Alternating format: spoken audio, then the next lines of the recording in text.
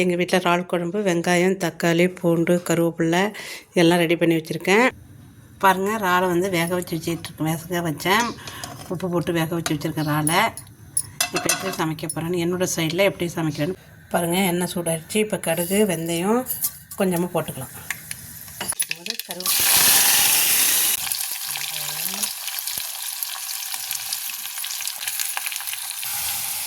கொஞ்சமாக மஞ்சள்தூள், கொஞ்சமாக உப்பு போட்டு இப்போ வதக்கிக்கலாம்.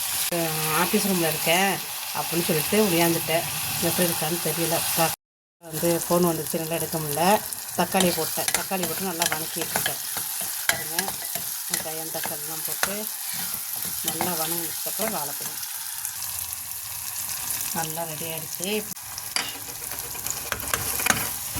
வீட்டு மசாலா கொஞ்சமாக வீட்டு மசாலா போட்டு நல்லா வதக்கிட்டு வாழைப்பழம் பாருங்க. மசாலாம் போட்டு கொஞ்சம் தூண்டு ஒரு குட்டி டம்ளருக்கு தூண்டு தண்ணி ஊற்றணும். ஓகேவா? ஊற்றிட்டு நல்லா குடிச்சிட்டு இப்போ இறால் அள்ளி போடுங்க.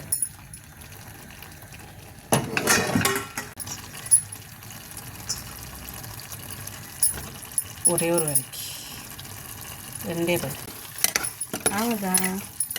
தொக்கு ரெடி.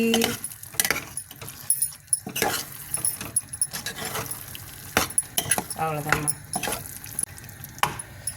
பாருங்கள், தொக்கு ரெடி ஆகிடுச்சு.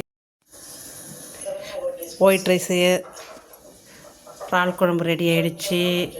அப்புறம் கொஞ்சம் கீரை பொரியல். நான் கீரை பொரியலில் காமிக்கலை. அவ்வளோதான், எல்லாம் ரெடி. தலைவர் ரெடி ஆகிட்டார். இனிமேல் நம்ம சாப்பிட வேண்டியதான். பட்டு வந்துட்டார். பட்டுக்கு முட்டை அவிச்சிருக்கேன். எங்களுக்கு கீரை பொரியல். இனிமேல் எல்லாம் சாப்பிட்லாம். லைக் பண்ணி, ஷேர் பண்ணி, சப்ஸ்கிரைப் பண்ணுங்கள். பண்ணாதவங்க பண்ணிவிடுங்க. Love you all.